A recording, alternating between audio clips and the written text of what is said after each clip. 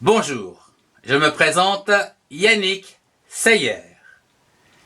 Bienvenue dans les activités de mémorisation où aujourd'hui je voudrais vous parler d'un moyen simple et efficace afin de retenir une leçon ou des informations, mais surtout de savoir les restituer.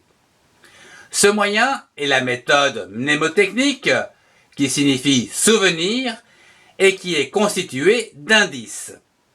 Ces indices permettent de retenir plus facilement, du moins les informations, ainsi que les cours, mais surtout de mieux les retrouver dans ton cerveau afin de pouvoir les réutiliser. Exemple avec cette phrase bien connue, « Mais où est donc Ornicart ?» qui permet, comme tout le monde le sait, de connaître les conjonctions de coordination. Mais où est donc Ornicart? Ces moyens mnémotechniques sont très efficaces car ils permettent d'associer une information à une image. Mais voyons comment créer votre propre moyen mnémotechnique. Voyons comment réaliser une note mnémotechnique. La première chose à faire, c'est bien sûr de lire la leçon très attentivement. Imaginons que cette leçon porte sur le M qu'il faut mettre devant M, B, P dans les mots. Pour faire simple. Quand tu auras lu ta leçon, que tu auras bien compris, la deuxième chose à faire, c'est de la simplifier au maximum afin d'essayer de la résumer en une seule phrase. Il faut mettre M devant MBP, par exemple. La troisième chose à faire, ça va être de choisir un détail marquant cette leçon.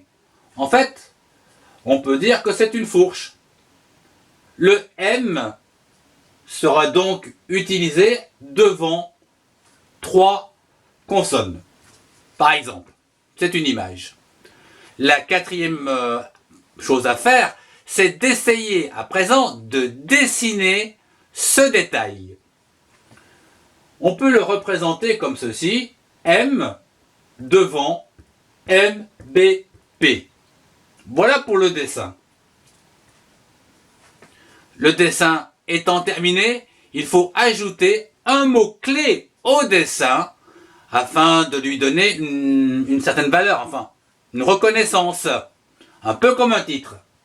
Ici, on peut faire quelque chose de très très simple, M devant MBP, par exemple.